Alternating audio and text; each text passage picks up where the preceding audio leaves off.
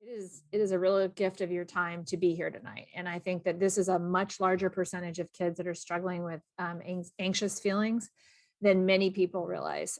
It used to be back in the day, people thought that kids that had behavior problems should have been referred and been tested and placed into special education. And they really honestly believe that if behavior was outside this little normative box, that they should be supported someplace else. But through all the years of this work, we've learned that that is absolutely not the case. There was a great study done by a guy named Steve Forness, and he did this study of point prevalence estimates. And I think it was like in 2014. And what he found is, like, if you were to take a picture of the entire United States of America, and this is before COVID, in that picture, you would find that you've got between 12 and 20% of all school age kids that have anywhere from mild to severe behavioral challenges, either externalizing, which are acting out, non-compliance, that type of thing, as well as internalizing issues. So shy, anxious, withdrawn, and somatic complaints like my stomach hurts, my head hurts, and they're real pain. And there's also a pretty substantial group of kids that have both. So they show up as having both internalizing and externalizing behavior patterns. And I want to be really clear that less than 1% of those kids go on to actually receive special education services under the Individuals with Disabilities Education Improvement Act of 2004. So if less than 1% of all those kids are going into special education to get help, that means that the bulk of kids are going to get support for behavioral challenges by general education communities. And that's why one of the big gifts, I also think, in addition to systematic screening, is this idea that we are embracing this notion of integrated systems. And so when we think about integrated tiered systems of supports, there are different types. And the work that we do on this team is focused specifically on comprehensive integrated three-tiered models of prevention. And as those of you who are in schools that have this in place, the base is intended to support kids in those big three domains. So PBIS, positive behavior intervention and support, is at the core of CI3T. Expectations are taught, practiced, and acknowledged. So being respectful, being safe, being responsible. And right now in the COVID era, as we're bringing kids back in, that is where we will house safety expectations, like for masking up and social distancing. So that's the frame that we communicate with it. And work that's been led by David Royer and others, there's a tool now that actually allows you to be able to survey your whole faculty and staff to figure out what those expectations are. And that survey is called the School-Wide Expectation Survey for specific settings. And in addition to that, in a CI3T model, in addition to clarifying academics and using a positive behavior frame, there's a commitment to social and emotional well-being at tier 1. So districts or schools will adopt a validated resource and use that as an instructional tool so that literally every single kid, not just kids that are receiving special education services, but every single student, when they show up to school, they get instruction in skills like being self-aware, how to self-regulate, how to set goals, how to advocate for themselves. And that becomes the whole base. And it's not little separate chunks, it's all integrated. And Wendy Oakes and Mark Buckman and Katie Lane have done a really nice job of building these integrated lesson plans to show teachers how those things all work together. But that becomes the base.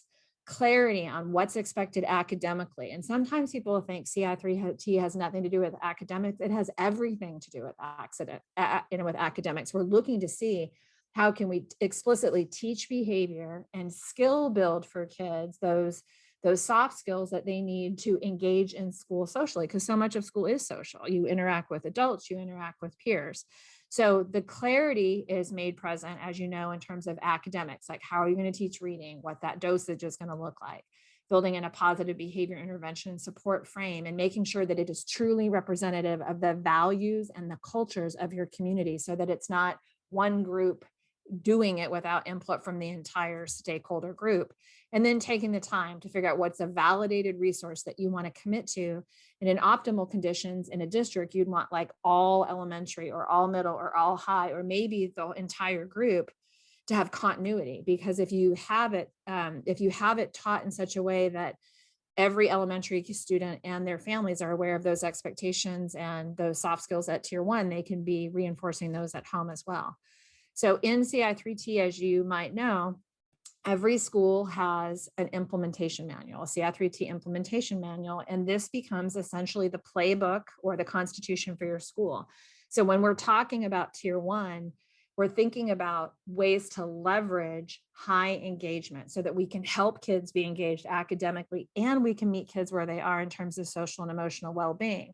In almost everybody's manual, you'll see these low intensity supports. So like Grant Allen has done a really nice job. He actually summarized the literature on active supervision. Eric Common did the same on opportunities to respond. David's done the same on instruction or on behavior specific praise, and also instructional choice. So we've learned that these are research-based strategies that work to support engagement and minimize disruption for even the most, even students with really challenging behaviors.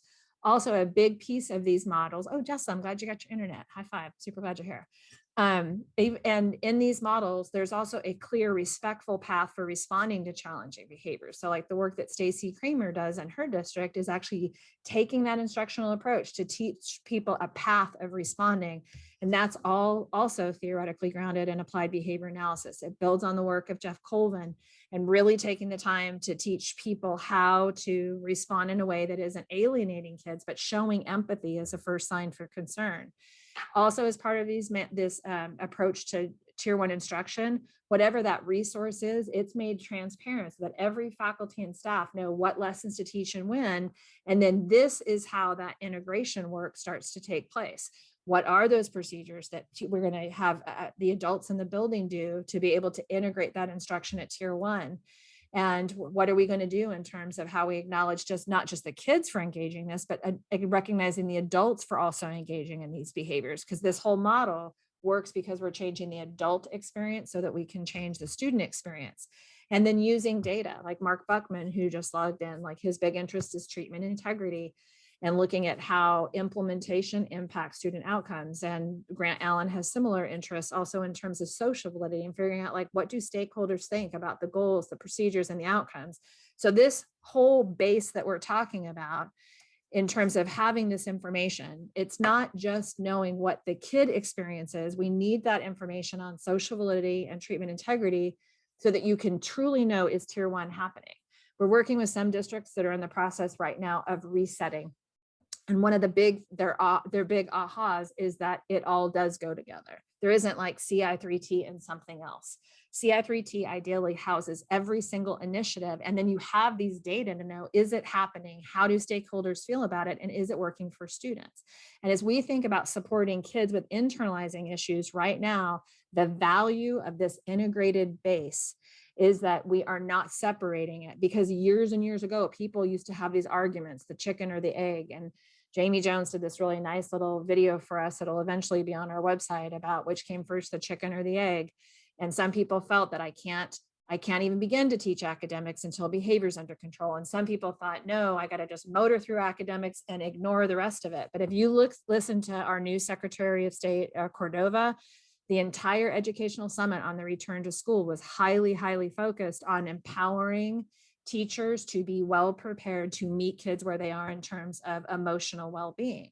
And if you're already in a system that has that as a value at the base, you're going to be set up for success. And many of you are also in schools where you already have systematic screening in place, where you're literally looking 3 times a year, fall, winter, and spring, with these independently completed screeners. And it's just a screener. So you're not diagnosing a child, but you're looking to see, does a child have higher than average internalizing and externalizing behavior patterns? Because then we can use these aggregated data at the elementary level, at the middle school, at the high school level to determine not just an individual child, although that is super important, but we're going to need right now, to be able to look at our system to see, in our building, do we have higher than average internalizing issues going on?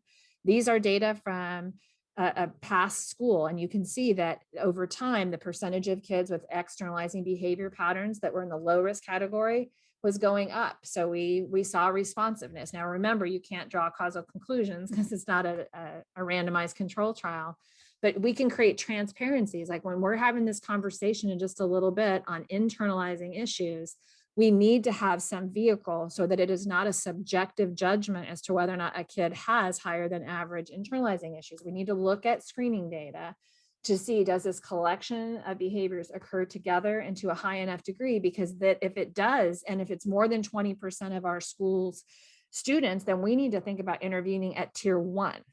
And so some people try to cram a whole lot into tier 2, but if you find yourself saying, I've got 40% of my kids that need tier 2 support, then that's really not a tier 2 issue. That is a tier 1 issue. So tonight, as we walk through looking at data and thinking about the context of these interventions, we want to think about internalizing behavior patterns specifically, but I want to be clear, we're not dealing with these in isolation. We want to think about these in terms of meeting kids' multiple needs, and teachers need this information, like the general education community, so that they know how to shape instruction. So when we think about internalizing issues, although we're focusing on internalizing specifically in the area of anxiety tonight, it represents a constellation of behaviors. It's like being anxious or feeling depressed or socially anxious, or having somatic complaints like physical complaints. And all of us have some of these to varying degrees. But when these occur for a persistent period of time and to a significant degree, they can lead to other more challenging concerns. And so more formal diagnoses are some of these that you see here: panic disorders, obsessive compulsive disorders, post-traumatic stress disorders, and so on. And the symptoms of each of these are different, but there's also some commonalities between these.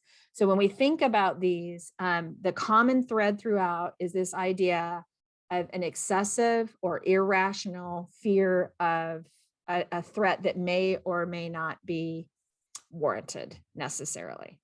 So when we think about that, and we think about those prevalence estimates, like those percentages that we talked about earlier, when we think about anxiety specifically, about a third of people have had some type of an anxiety disorder at some point in their life during adolescence, and about 12% have had a major depressive episode. So when we're thinking about the number of kids that have struggled and are likely to struggle, the numbers are honestly pretty compelling to build a case as to why this should be something that we consider preventing at tier 1 and then responding to at tier 2 and tier 3.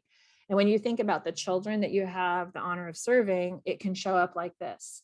It might show up that the child appears to seem pretty easily overwhelmed, or they have repeated thoughts or intrusive thoughts that they have a hard time compartmentalizing or putting away. Or you might, as we mentioned, it might be the kid that's feeling anxious or feeling ill, they can't go to pee, or just this overwhelming sense of dread or worry.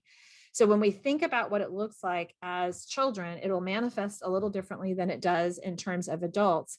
And so the impact of this is when we have all this going on, when our body is manifesting these symptoms of anxiety, it makes it extremely hard to be engaged academically in the task at hand, or enjoying social interactions with their friends, whether it's in a small group or during recreational time. So it is not surprising that internalizing issues left unchecked, meaning unsupported, can lead to these other challenges. So our first breakout that we're going to go to tonight, we're going to spend about 10 minutes, and we're going to just enjoy a little bit of time. You're going to have a coach in your room to think through some of these questions. Like specifically, what does internalizing look like with the kids that you serve? And like some of the kids like that Jessa serves may have even more intensive intervention needs, like such as the kids that are being supported in On Point. And what do you have in place right now? And if you have nothing, it's okay, but do you have a screening procedure, like a fall, winter, and spring screener to look for kids at tier 1? And have you noticed any changes just informally or with the data that you have since COVID has happened? So go and join 10 minutes in your breakout, and we'll see you back in just a couple minutes.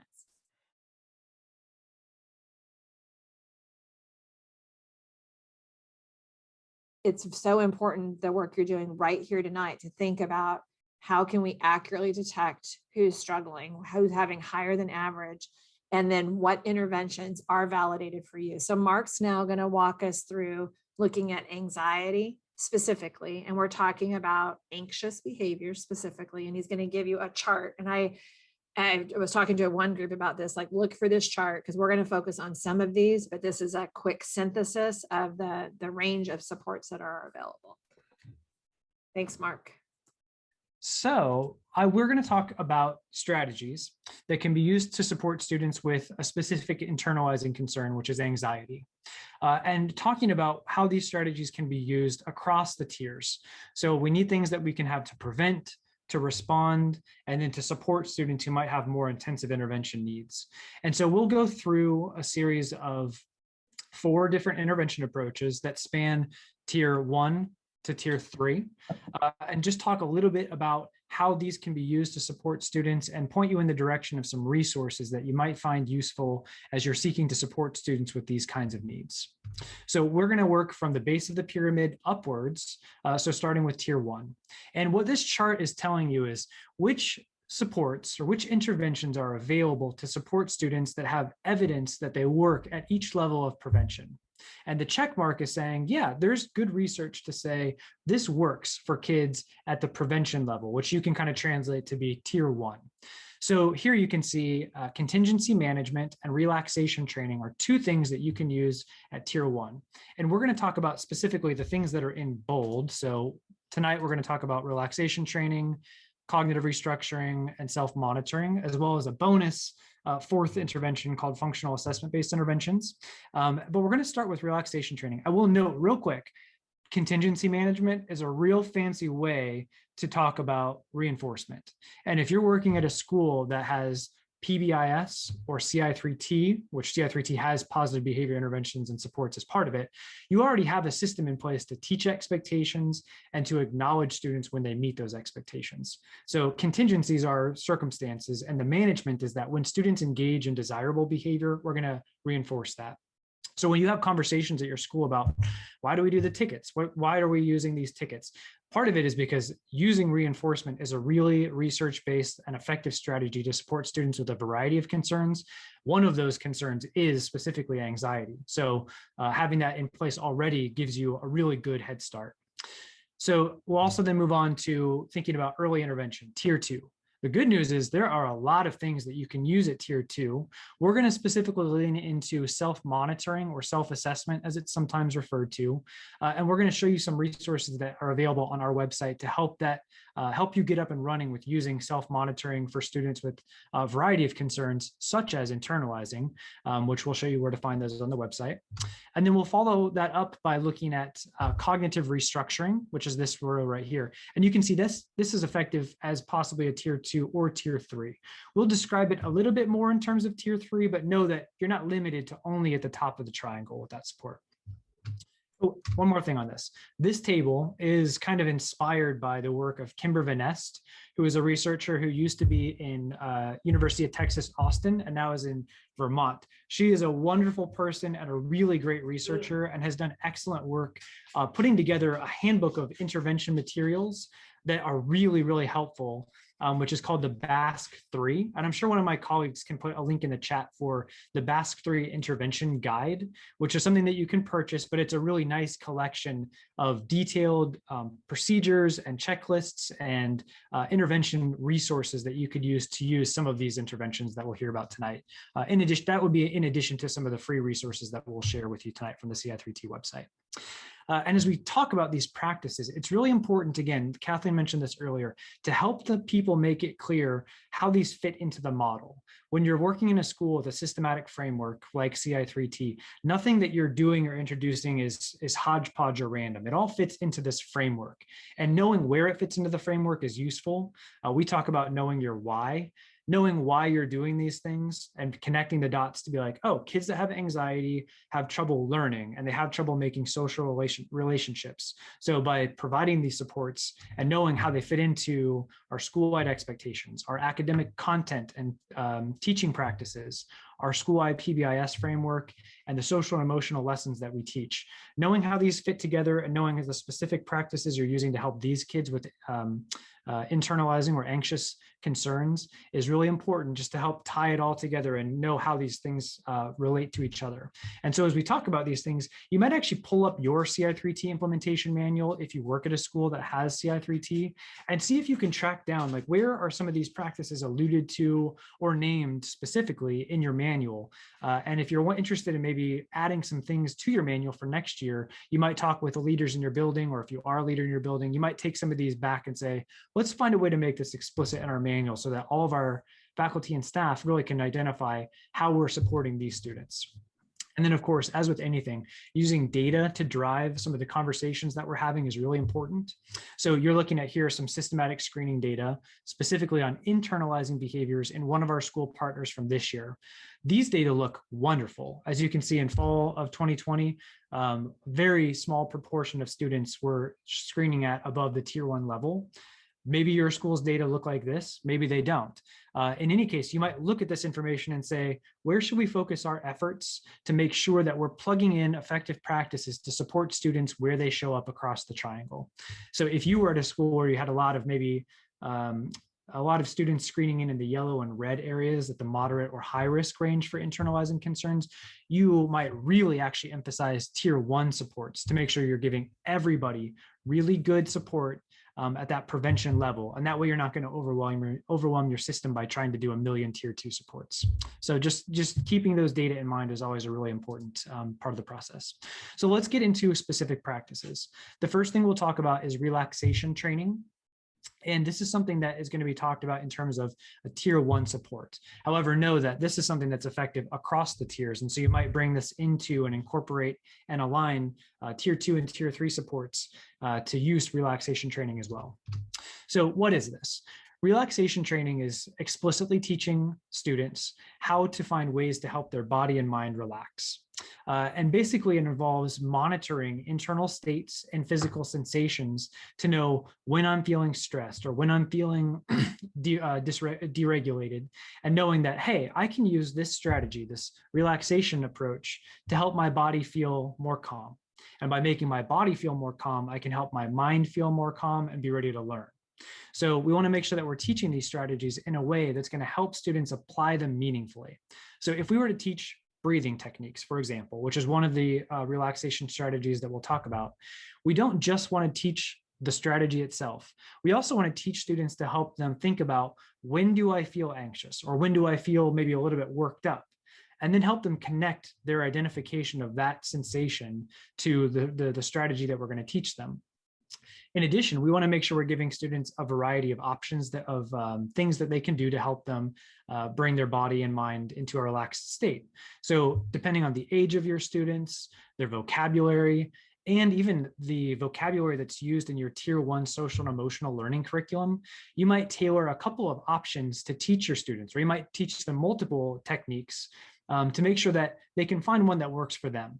Maybe breathing exercises doesn't really appeal to me, but guided relaxation training or some sort of muscle tensing and releasing, maybe that's more something that would appeal to me as a student, and I might be more likely to use that.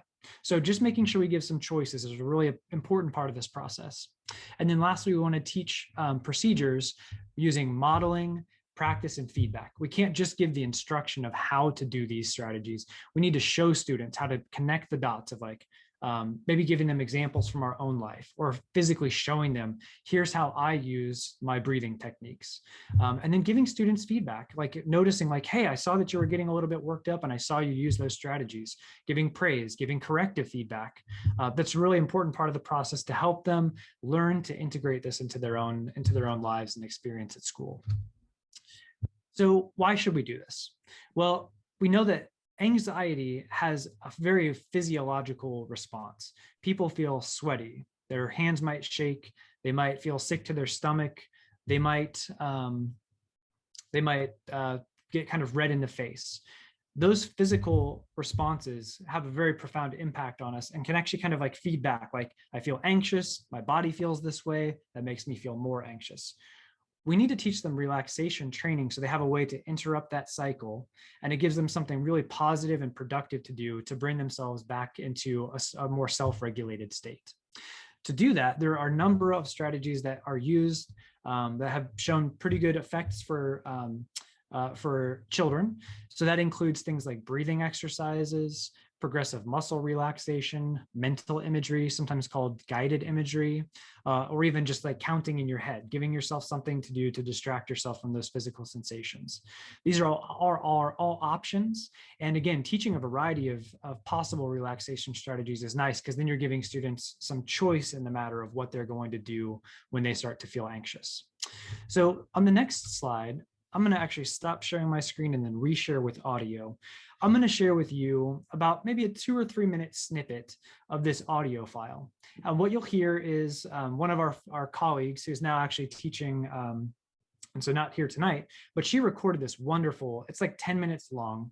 It's got some nice mellow, like new agey music in the background. She's got a very soothing voice, and she'll run through a series of prompts where it's asking people to tense and relax their muscles.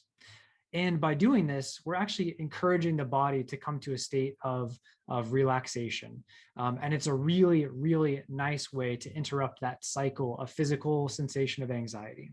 So what I'll encourage you to do is, if you're not behind the wheel, so if you're in a comfortable place, you might momentarily just turn your camera off for a minute as we listen to this, and actually do what Emily is telling you to in this little strategy, and just kind of run through that for just a couple minutes. And I'll bring us back. And I want you to kind of think about, like, how do you feel after doing this? Do you feel in a relaxed state? And we're not going to, like I said, we're not going to do the full thing, which probably would make some of us fall asleep. But see how you might apply something like this in your classroom to help students learn this self-regulation procedure. So let me stop sharing. Take a deep breath in. Hold it for about 10 seconds. Hold it. Okay, let it out. Raise both your hands about halfway above your seat. Breathe normally. Now drop your hands. Now hold your arms out about halfway and make tight fists. Really tight. Feel the tension in your hands. I'm going to count to 3, and when I say 3, I want you to drop your hands. 1, 2, 3. Now raise your arms again. Bend your fingers back the other way toward your body. Now drop your hands and relax. Now raise your arms. Now drop them and relax. Now raise your arms again, but this time, flap your hands around. Okay, relax again. Raise your arms again. Now relax.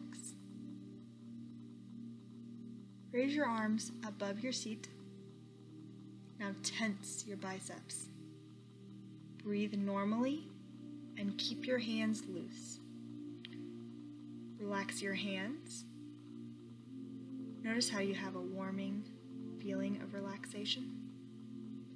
Now hold your arms out to your side and tense your biceps. Make sure you're breathing normally. Relax your arms.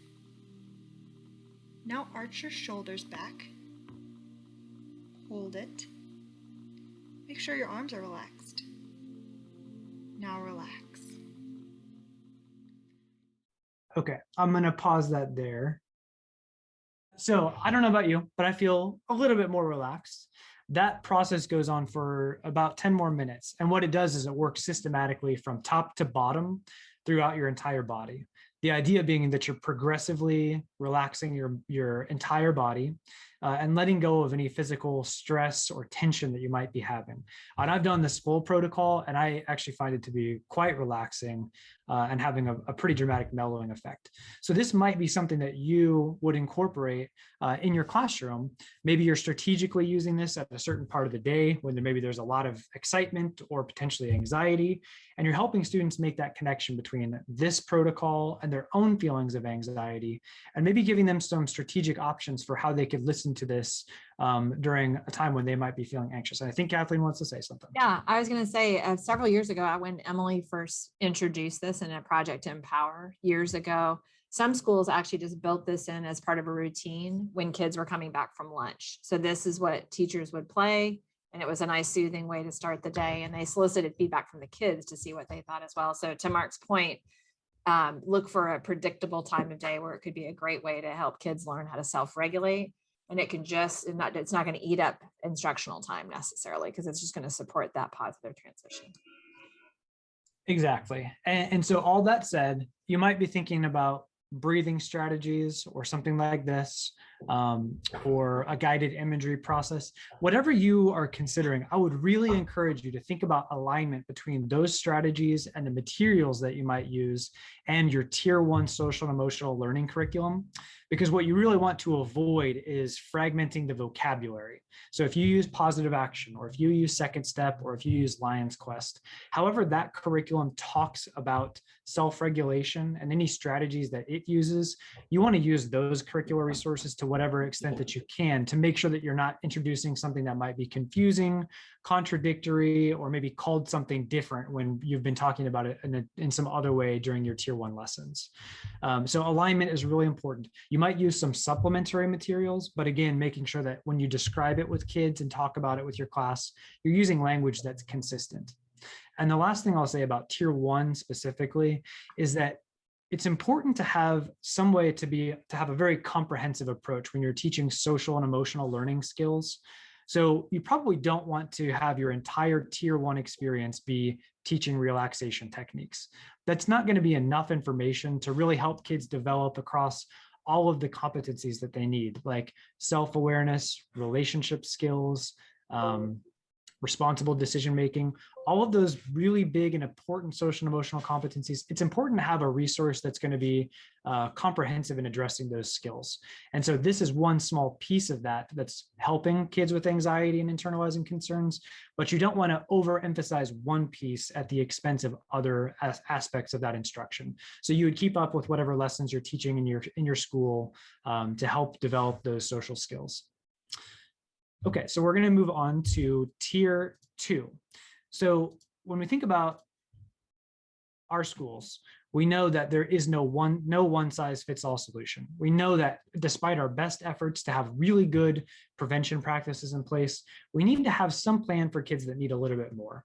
And even if you're doing all the second step lessons, and even if you have impeccable teaching of expectations and great classroom management, some kids are still going to need some additional support. And that's when you are going to pull up your CI3T implementation manual and look in the tier 2 grids section of that manual. And if you have your school's manual up right now or available to you, I would really encourage you, scroll down through that document and locate these grids to make sure that you know just where to go to find your resources and ideas for what you're going to do to connect kids to supports.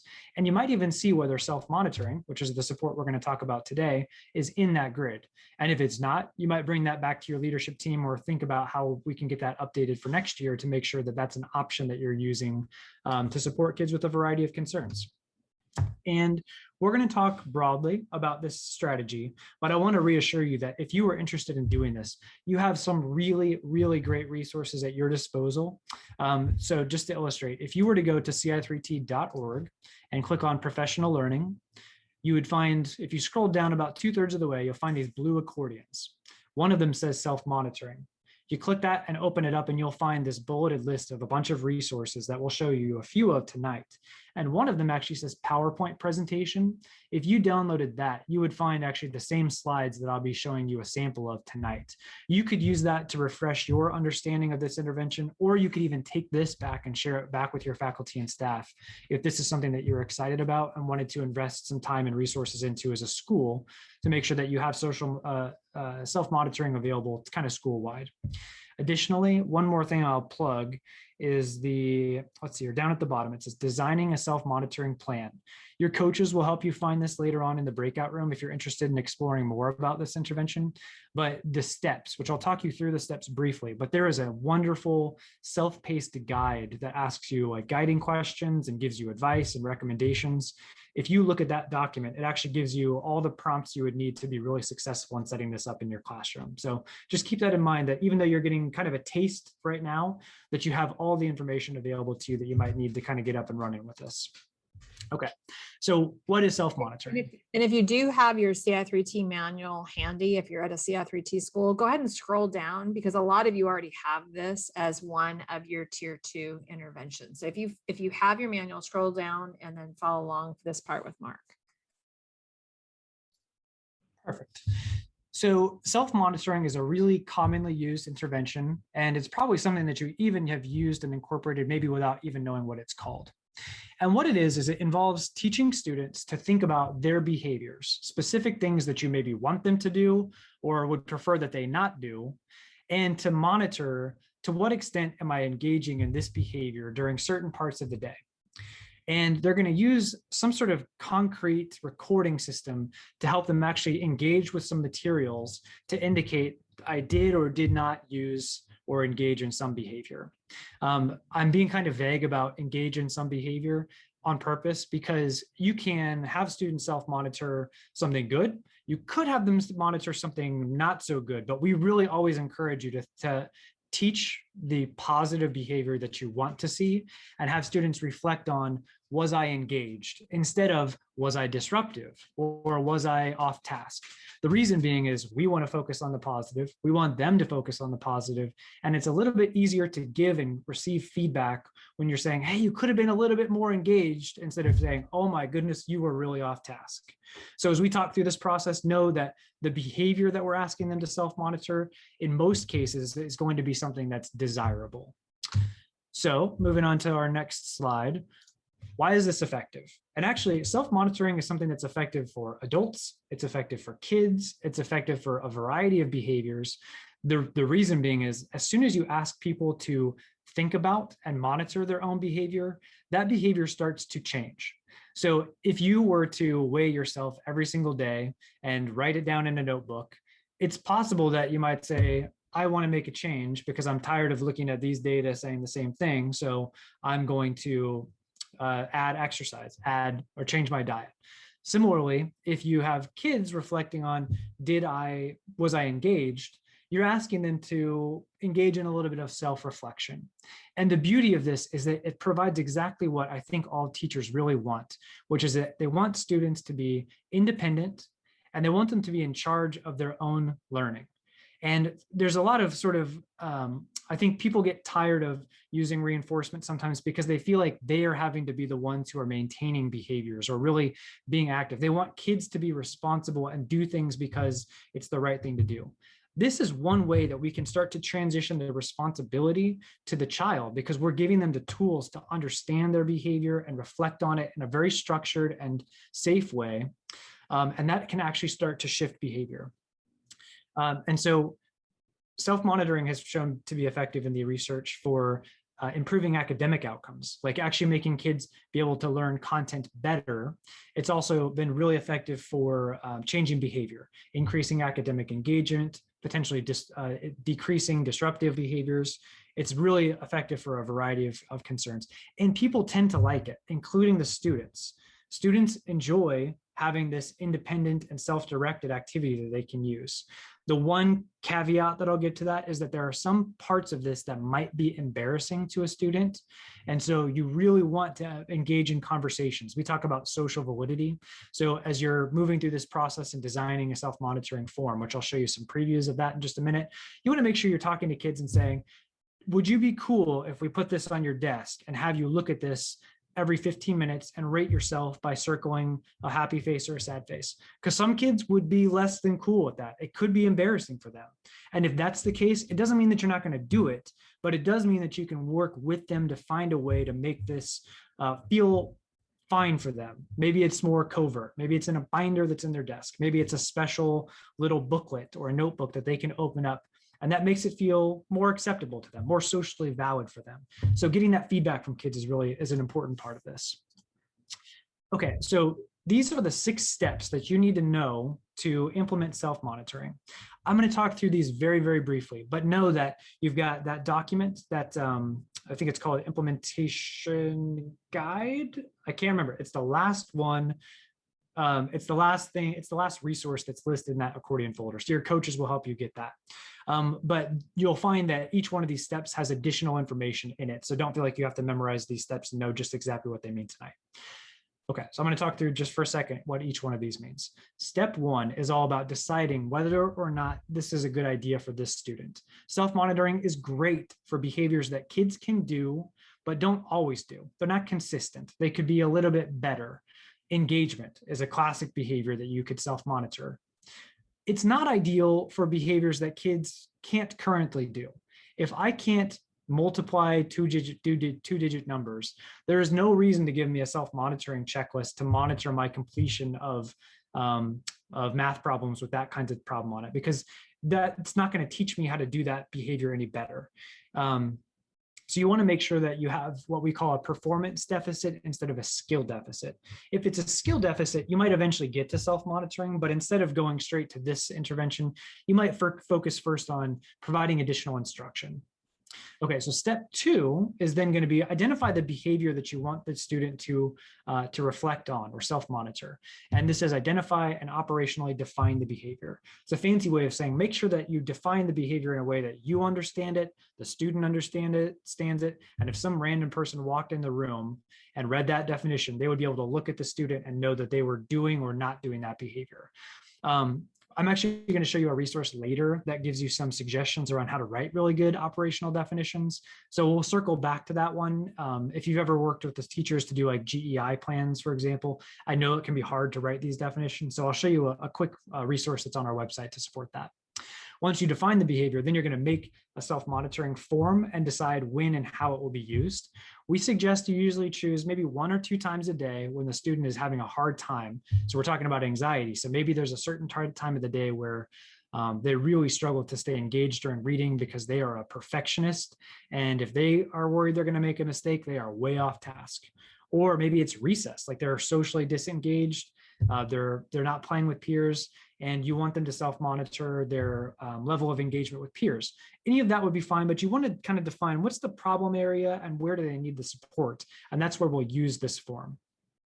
Next, you're going to teach the student how to use the form. You can't just hand them the self-monitoring form and say, hey, I want you to fill this out every 15 minutes. Here's a timer. Check in with me later. We actually want to do some really good modeling and discussion about like, why are we doing this? How is this going to help you? And this is a great opportunity to get some of that social validity data from them to see like, does this sound like a good idea to you? How can we tweak this a little bit to make it better? And you're working with them to make sure that this is going to work for them. Then you start the process. You're going to be monitoring some data that you can get. The nice thing about self-monitoring is that you can actually just take the data from their self-monitoring form. That might be one way to monitor progress on this intervention. And you're going to use that data to decide, is this going really well? And can we maybe like only use it every other day and fade it out? Or do we maybe need to think about maybe a more intensive intervention that's going to add on some additional supports? And that's that last step. Consider maintenance and follow-up and potentially intensifying or fading that intervention. Okay, so let's get concrete for a minute. The self-monitoring form itself might look very different depending on it will look very different depending on what school level and age group you're working with. Part of the materials that you can download from our website include forms that could be used more for middle school or high school kids, or things that could be used more for younger elementary school students. These forms can be modified to be most relevant for your age group and for the setting in which they'll be used, but they're really pretty simple. Basically, you're divvying up part of the period that you are saying this kiddo needs a little bit of extra support, and maybe it's like every 15 minutes.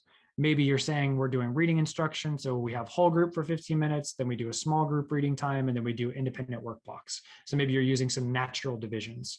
And based on those divisions, the student will self-monitor their use of the behavior during that time, and they'll say whether they did or didn't use that behavior. And we really encourage you when using these forms to check in with the kid or the student during that time to see like, what did they rate? Maybe have a brief conversation and provide some feedback about the rating, and have that be part of your rapport.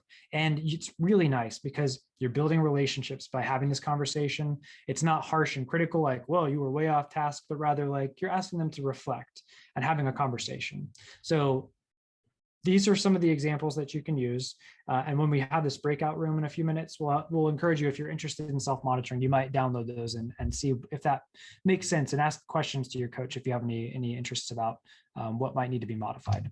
And you'll notice that a lot of them are editable. So they're intended for you to customize. Like some schools don't like to do the frowny face. So they just have a happy face on one side and they remove the frowny face. So just know that it's flexible, but we encourage you, whatever it is, to have that be developed so that you have one set of materials for all the elementary schools in your district and another set for like middle or high, so that families are not having to refigure out different forms and different interventions.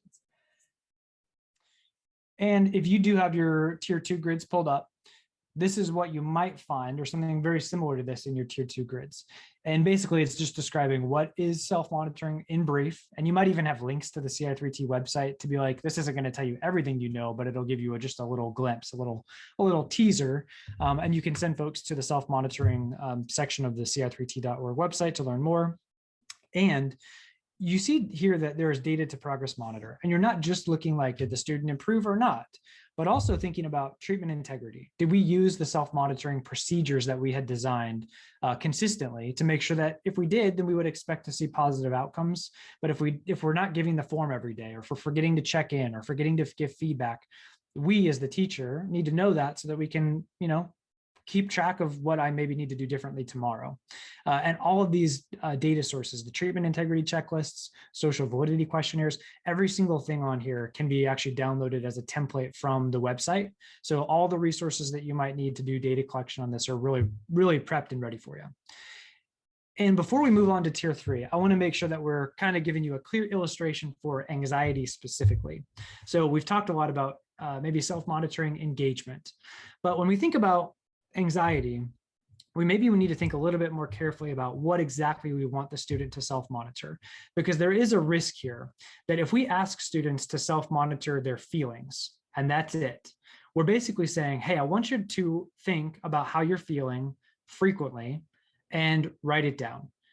And unless we're connecting that to some solution or some support or some positive prompt, we run the risk of maybe making them feel less good instead of better, because we're asking them maybe to dwell or perseverate on those emotional states. So instead, what we want to do is we want them to monitor their feeling and then their use of some positive thing that they can do in response to, if I feel anxious, I'm self-monitoring, did I use a relaxation technique, for example, to help myself self-regulate? And that way we're making the connection for them and asking them to kind of consistently reflect, not just on how did I feel, but what did I do when I felt a certain way? And that's going to help make sure that we're framing this in a positive light, and we're encouraging them to use the new skills that we're teaching. And what a great connection too to tier 1 supports. We're teaching everybody relaxation strategies. So now let's have them self-monitor whether they're using those strategies in situations where they feel anxious. And this recording form is just a great way to increase the behavior of using a relaxation strategy in response to anxious feelings. Okay, and then we're going to move on to tier 3 just for a few minutes before our next breakout session. Tier 3 is the top of the triangle. It's for kids that have the most intensive intervention needs. And oftentimes we're talking about kids that might have multiple needs. And so we want to make sure that we're addressing each of those needs in a way that's going to be specific to whatever concerns we might have. And when those concerns have to do with internalizing challenges, oftentimes we might be particularly concerned because anxiety can be a scary thing for kids to deal with. And especially when it starts to get to a pretty intensive level, we want to make sure that we have tools in our toolbox that might include things that link out to community mental health supports, counselors, social workers, people in our building who have some really solid training and things that they can provide to students in potentially like a small group setting. And things like cognitive behavioral therapy that you as a gen ed teacher or maybe even a special ed teacher, you may not be doing, you're probably not doing cognitive behavioral therapy, but there are pieces of cognitive behavioral therapy that we can actually bring into the classroom. And what we do by doing this is we make connections between any supports that a student might be receiving outside the classroom, and we bring it into the room. And the nice thing is we're facilitating or supporting the strategies that the child is learning elsewhere, that they can use it in the times that they most need it in the classroom with their peers during challenging circumstances that might make them feel anxious potentially. And so along those lines, we're going to talk about cognitive restructuring, which is a very fancy way of saying helping kids to rethink about the way that they think about their thoughts. And wow, that was a really clumsy way to say that. How many times can I say thoughts in one sentence? A lot. And again, I mentioned this earlier. We're going to talk about this kind of as a tier 3, but this is something that could be used as a tier 2, depending on how intensely you're using it, or maybe like if you're making connections between other mental health professionals, like if they're getting wraparound supports and things like that, you might be sort of integrating in with another tier 3 support that's ongoing to help that work continue in the classroom. Okay, so let's talk a little bit about what cognitive restructuring is. The goal is to change thoughts that are associated with anxiety, and by doing that, reducing the overall impact of potential anxiety-provoking situations. So it's going to involve teaching students to identify thoughts, beliefs, inputs that cause anxious feelings, and it's going to actually ask them to challenge those thoughts a little bit. So oftentimes something that's pretty normal. People are often worried, me for example, about saying something embarrassing. I say something embarrassing almost every single day. And if that thought, like I'm worried that I'm going to say something embarrassing, if that's connected to some outcome or consequence that I think is going to happen because I did something embarrassing, that's really dramatic, like I'm going to embarrass myself today. My friends will never forget it. They'll be talking about it in years, and I'm going to lose all my friends because I said something silly during recess today. Like that takes something that's very normal and kind of blows it way out of proportion. And that down the road, downstream worry, the big worry, is really what can cause that anxious feeling to really feed back, and is really going to impact us in negative ways. So this involves helping students to identify how those beliefs about the outcomes, the consequences of maybe something that they might be worried about, maybe aren't so bad as what their brain is telling them. And by doing that, we're helping them to challenge those thought patterns and replace them with something that's a little bit more friendly, a little bit more solutions-based, a little bit more forgiving of themselves, so that they don't have to be so worried about those everyday little worries. So this could include things like identifying irrational thoughts and replacing them with more realistic ones. If I say something embarrassing, it's not that my friends are never going to forget it. They actually will probably forget about it tomorrow, probably with the next embarrassing thing I say, but that's neither here nor there. But people aren't going to be like focusing on you all the time. People aren't walking around judging you all the time. They have their own things. People are worried about their own lives. They're not always caught up in what you're doing and saying, which frees you up to be who you want to be. You don't have to be walking around with that terrible anxiety all the time. And also identifying and classing those irrational thoughts during the events. So if there's some certain thing that's happening that's causing that runaway train of anxiety to start, maybe it's just getting out of the car in the morning. I mean, it could be any situation that predictably causes anxiety, helping them to think about like, what's the pattern of thought that's associated with that event, and how can we modify that to be not so intimidating, not so scary. And so what we're doing is helping them to make realistic appraisals of events. And as I've talked through this, you're probably thinking, if you're a kindergarten teacher, like, I don't know about that. Like, I don't think my students are mature enough to handle that. And you're probably onto something. This is probably not something that you're going to be working with very young students on. They just do not have the metacognitive maturity necessary to run through this full process.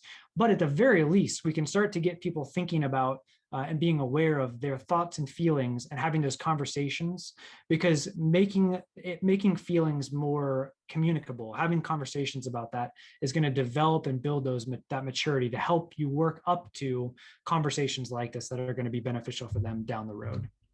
So there are a couple of different specific ways you can think about this. And I think this is kind of helpful to make this sort of maybe abstract idea more tangible. So we've listed here just a couple of ways that this is described in the research. One of them is decatastrophizing.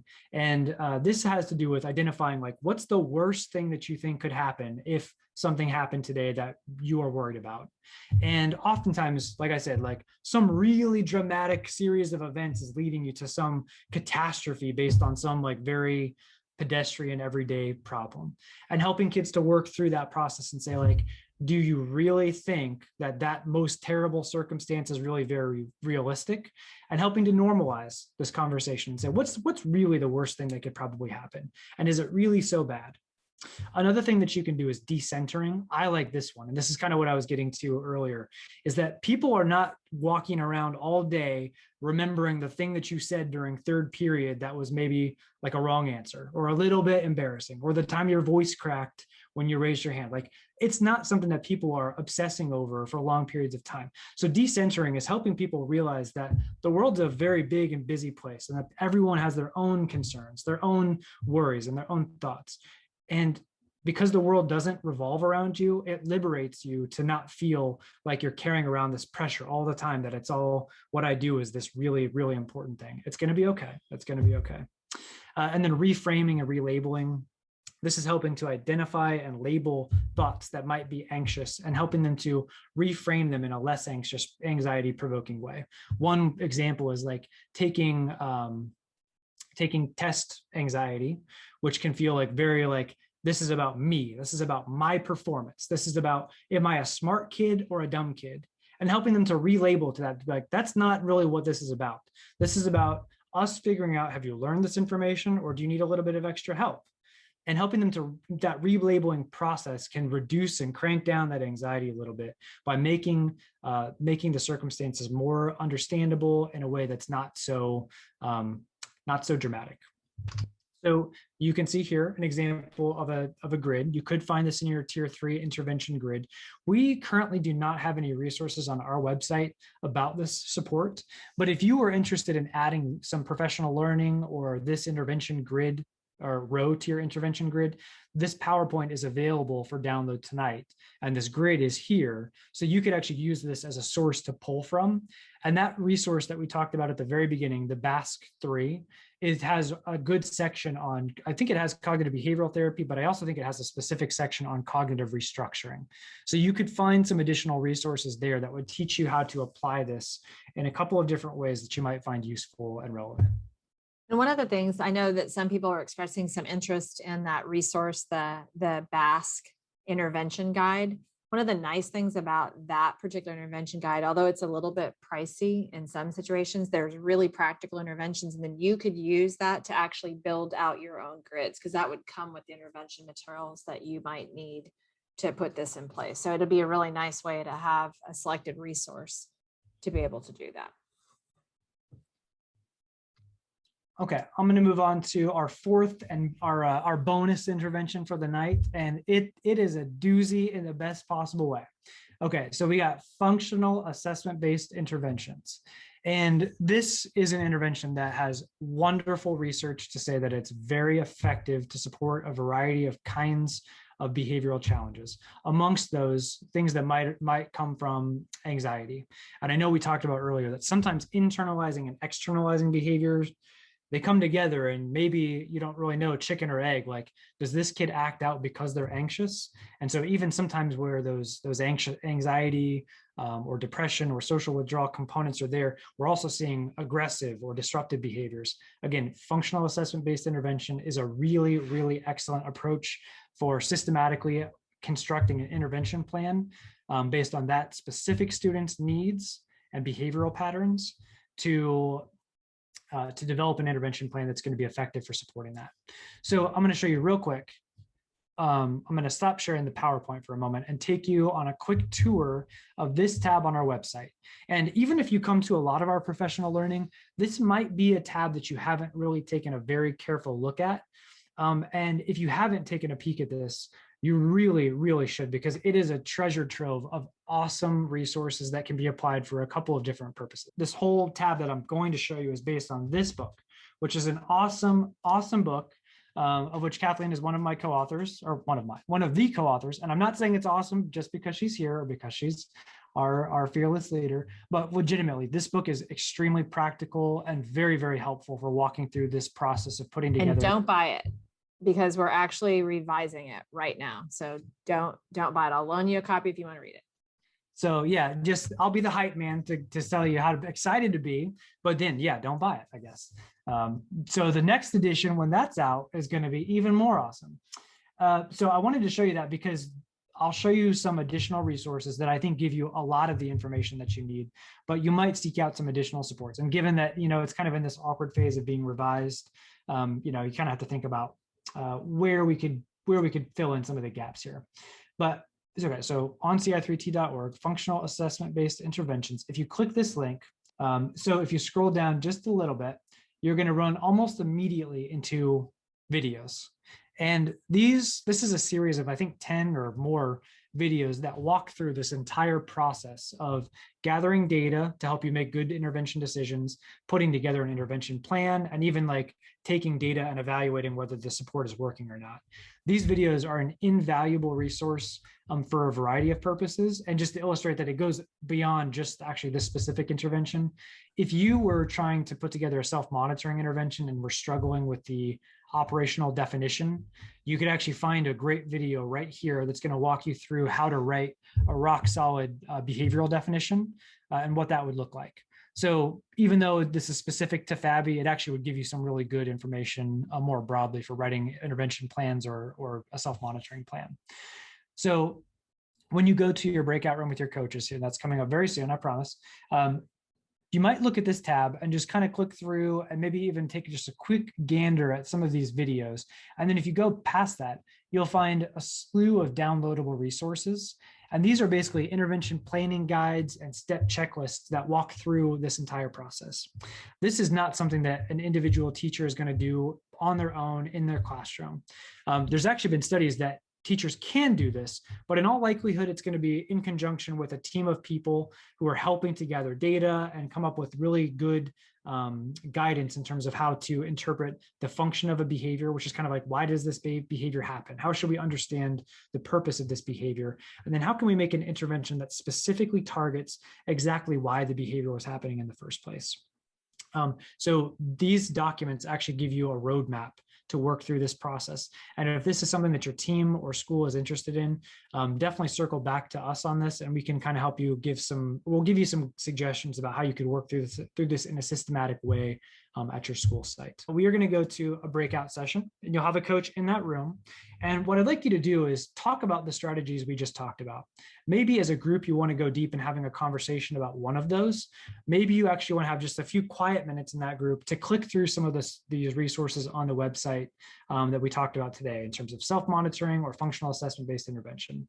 So either way, have a nice, what do we have, 15 minutes, 10 minutes? 10 minutes, have a nice 10-minute conversation or exploration session, and then we'll come back and wrap it up with some ideas for talking to parents about students with anxiety.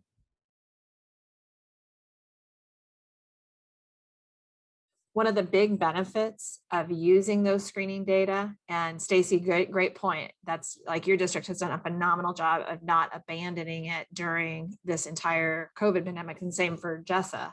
You know, this is such important information because the next question is going to come up is, where do you start? Like, how do you know if it's like a tier 1 consideration, or if it's something that just this child might need for tier 3, or is it a tier 2? And that's why we want to unpackage the data. So ideally, whether you're remote, hybrid, or in person, we want to have your data groups be ready and feel confident and comfortable to look at your school as a whole, unpackage it by 3rd grade, 4th grade, or department levels for high schools to see like what is the magnitude of the challenge. And just like Mark mentioned earlier, you then want to lean into what you're already teaching kids at tier 1. And right now, the world is trying so hard to help everybody. But I don't know if you remember, like last March, it was like this tidal wave of resources to say, do this, here's, and it was impressive that so many people cared. But one of the things that impressed me was watching some district and school leaders push those things to a side and said, we have a structure. We already have a validated approach as to how we're doing. And I see like Jessa nodding, like they had invested in second step. So that company, same as at Stacy's district, they even came out with, additional lesson plans to help people navigate the scene. You don't want to introduce competing language systems. And ideally, you want this to thread through tiers 2, tier 3, et cetera. So as we show you this tonight, we encourage you to stay within your CI3T implementation manual. And as we have this session tonight, and we think about the conversations we want to have also with families, we want to look ahead to what's coming in the next year to think about where do we want to grow. And you might look at your manual and think, you know what, we don't have a ton yet for internalizing issues. Or maybe we have self-monitoring, but maybe we need more professional learning to know how to use that with kids with internalizing. Amy was in a breakout room and talking about how hard it is to write an operational definition for an internalizing behavior, which is exactly why we try to focus on what's the thing you want them to do instead? Like, what would it look like if all those anxious feelings weren't getting in your way? And chances are you would be enjoying more at school. You would be enjoying more of those activities. You would be enjoying more of that time with your friends. It's academic engagement. It's social engagement. And the reason why specifically tonight we want to build on some of the stuff that Mark was chatting about in relationship with families. There's a wonderful chapter written by Erica Lemke all about, kind of the theoretical underpinnings about how these kind of internalizing things happen and what to do about them.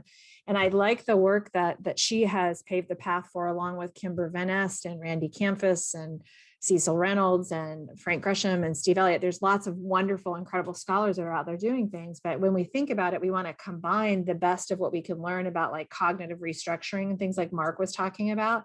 And we want to blend that with a behavioral approach, because we want to do more than just get people to be aware of their feelings. When Mark mentioned that part about we need to also skill build. So what do I do with that? Like after I've recognized that, yeah, my body is stressed out, like I can barely breathe and everything feels like I feel like I'm a Barbie doll rather than a Raggedy Ann doll or whatever it is. But then what? So when we think about that solutions-based thinking, it's also really important for us to involve families in this, because there is some evidence to show that sometimes these behaviors are even modeled in other settings, such as home. And I can tell you for sure that like I have definitely modeled being anxious for my kids. I used to say constantly this thing of shoes, socks, hair, potty, teeth, get in the car. If we're not in the car, we're going to be late. And I was like escalating on that. And then through the years, as my kids got older, my son in particular goes like, yep. And if we're late, everybody's going to die. And I'm like, oh, okay. All right. I've blown this a little bit out of proportion. So God bless Nathan Lane. Lots of, fun feedback, but it was true. So when we think about these resources I want to share with you now, they're piggybacking on some of the same strategies that Mark just shared with you. But if you look on that same link that Wendy put in the chat, you can go look at these resources. These are like literally intervention guides, parents' tip sheets, and they marry the same strategies that he just went through from the teacher perspective. So in the optimal world, it would be wonderful that when you're partnering with families to address issues of like feeling anxious, like our topic tonight, when they are involved in understanding what that self-monitoring intervention might look like, or that positive self-talk. And for those people involved in Project Enhance, like they're going to be giving us information on new interventions that are going to be built and tested. And in 3 years' time, we're going to have a whole suite of tools available for this. But for right now, when the family is involved in helping to understand what that intervention is going to look like at school, we also want to build a bridge with home so that they get that same message about how to support their child. So I just want to quickly show you these 4 strategies. And these are derived directly from the Basque 3 resources. And if you wanted to, you could literally order these. They're like floppy packages, and they come in like 25 per pack. But there are 4 strategies I just want to show you. And you'll see that the language system is shifted just a little bit to make it a little more user-friendly: positive storytelling, rewarding brave behavior, evaluating the worst case scenario, which is like decatastrophization that Mark was just talking about, and of course about teaching self-relaxation. So in these briefs, what happens is the parent gets this little information sheet about what this strategy is, an example of how to do it, and what it would look like. So when we were thinking about positive storytelling, it's like you're replaying the tape in your mind in a more constructive way. Some of you know I used to do CrossFit, or I do CrossFit, but when I first started, I remember just being so damn anxious every time I walked into the box, which is what they call the gym. And I would be like so anxious because it's like, okay, I'm the oldest, I'm in the worst shape. And, I just need to get in there and I need to get it over and cross it off the list. And I remember walking in one day, and there was supposed to be like a warm up and then a skill building. And I walked up, read the board, and I just ran over and I just wanted to quickly just like grab that, bar and do a deadlift, because it was supposed to be max effort on this thing. And the coach is like, just take a breath. Just take a breath. He's like, I know you're dying to get your hands on that bell bar because you just want to get it over, but you're going to miss this moment. He said, I know what's going through your head right now. You're worried you're not going to, lift the most, or you're going to embarrass yourself. He's like, it's just a workout. It's just a workout. You're going to come and do this workout, same as you've done every single day. So when we think about these strategies about using a narrative or a story to help, students understand what could set the stage for being anxious. And in these, you'll find these little briefs, like identify one thing that makes you nervous. Like it might be speaking in front of the class. It might be going into the cafeteria, how many kids from, preschool to high school, the idea of like, where's your peer group, where you're going to sit, that's a big deal, especially after you've broken up with somebody or been dumped with somebody. And then, you might help your child build a story and use details to help them figure out how they're going to handle that situation. And then teach the child to think about the story when they enter a real life situation that makes them worried, and then provide acknowledgments. And as Mark mentioned, every single CI3T blueprint has a reinforcement as a core component. And I want to read you this little illustration. And I'm saying it's not, you're going to just grab this one, you would customize it for a child. But let's listen to this one about a child being anxious with a thunderstorm. When Yosef hears thunder, he hides in his closet. His father sits with him after dinner and told a story about space travel. And Yosef loved any story that dealt with stars and planets. And his father asked Joseph to imagine himself on his own spaceship with its curved windows and its dials and its levers, and then the black space and the stars all outside of it. And his father asked him to imagine the planet exploding. Now, for me, that would create anxiety, but this is a story that worked for the child. It was loud like thunder, but Joseph wasn't afraid because his spaceship kept him safe. And the father had imagined him spaceship during the next storm, and then the child felt comfortable. So you would customize this type of a story. Another strategy is simply is acknowledging, and in this case, they use the word rewarding brave behavior. When somebody steps out of their comfort zone and doesn't experience all these, catastrophic circumstances. So for this one, it might involve just thinking about making a list of what would be a brave behavior for you. For me, it would be going into that gym or starting that time. For a kid, it might be walking into that cafeteria or trying something new, maybe trying out for a new sport, or maybe approaching somebody to be a part of a group. And then we want to make sure that we're helping kids to start with something small and then gradually build them up to something that goes well. And we want to think of acknowledgments that are for each behavior that are realistic and of value. And if you're already in a school where you're doing CI3T or PBIS, something that has an acknowledgement system like a ticket, you would use that in the school setting, but you want to think of what would be something parallel that you could do in the home setting. And then just be gracious with praise. We want kids to be able to enjoy and feel comfortable doing new things. Another strategy, and I'm going to give you just a second to looking at this, about some children that might be anxious about having like their anxiety would show up in like somatic complaints like headaches. So let's take a look at this one. This is a child who's always been shy, and her 8th grade teacher asks every student to make speeches, and she often complains of a headache and misses schools on the day when it's her turn to take time in front of the class.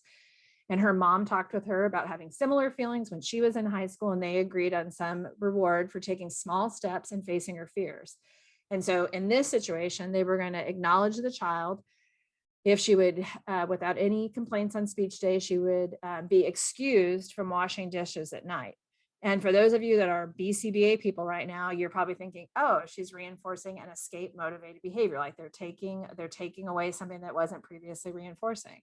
There's another illustration there where she gives a speech. She could spend extra time with her friends at the mall, which means she's gaining more time with her peers. And in any acknowledgement system, whether it's 1, 2, or 3 in terms of tiers, we want to make sure that you think about what is motivating to the child, because some kids are super escape motivated. They want to get out of something, whereas other kids are going to be more motivated by positive reinforcement where they're trying to access something. And then this is another strategy about evaluating the worst case scenario. And Mark mentioned Kimber Van Est, who is a lovely person. She was at Texas A&M and is now at University of Vermont. And I remember at one point being at a conference with her, and I was upset about something. And she starts talking to me about it. And about like 10 minutes into this, I realized she's doing this intervention on me because I was escalating on something. And she just kept saying, okay, and if that happens, and what if that happens? And you allow basically the person to play out the worst case scenario. And then she said, but do you think it's really likely that that's going to happen? And I'm like, Kimber, you're so good at your job.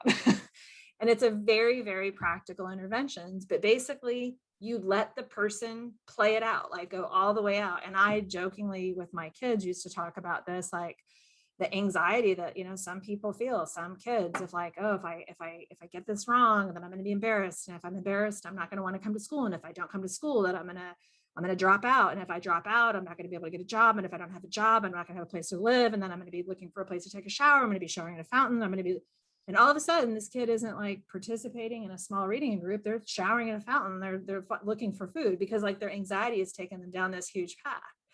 And so we let them roll with that. And then you think about, now, is that really realistic? Do we think that if we get this answer wrong with our friends right now, that we're never going to come to school again? Is that really likely? And we allow them to kind of go through it. And then to Mark's point about using less extreme language. So yes, if we're late to school, it might feel a little bit embarrassing, but it's not like the whole world's going to end on that. So we want to continue that path until that worst case scenario feels like something the child could realistically manage. And in these briefs, they'll have these little scenarios as such as these that I'm showing you. And in the interest of time, I won't read each of these. But I do want to emphasize that these parallels, like when you heard Emily's recording, the first couple minutes of that progressive muscle relaxation, this is also another thing that we can share with parents to then share with kids. And for some children, that shutdown routine after school is very overwhelming. It's like, it's the homework, it's the bath, it's the bedtime, it's the end of the day. And for some kids, those routines are tough. Similarly, for some kids, getting out the door can be a stressful experience. So we want to equip families and kids with the idea of these strategies that they can employ when they feel like they need them. And it's not just guided relaxation, it's positive self-talk. And I heard Tammy and Howard talk in their breakout room. It's things like, belly breathing and, more positive thinking. So in our last little breakout, what we're going to do right now is I want you to hear me very clearly. We're not blaming a parent or blaming another context for a child having anxiety, but we're talking about making sure that we're creating a true homeschool partnership bridge, so that if we find that a student needs more than tier 1 has to offer for tier 2 or tier 3, when we build that support at school, we want to make sure we're sharing those same strategies and practices with families so that kids can see how they apply in both contexts. So go ahead and enjoy 10 minutes of a quick conversation, and we'll see you back here to wrap up, and we'll tell you about what's coming for next year. Thank you.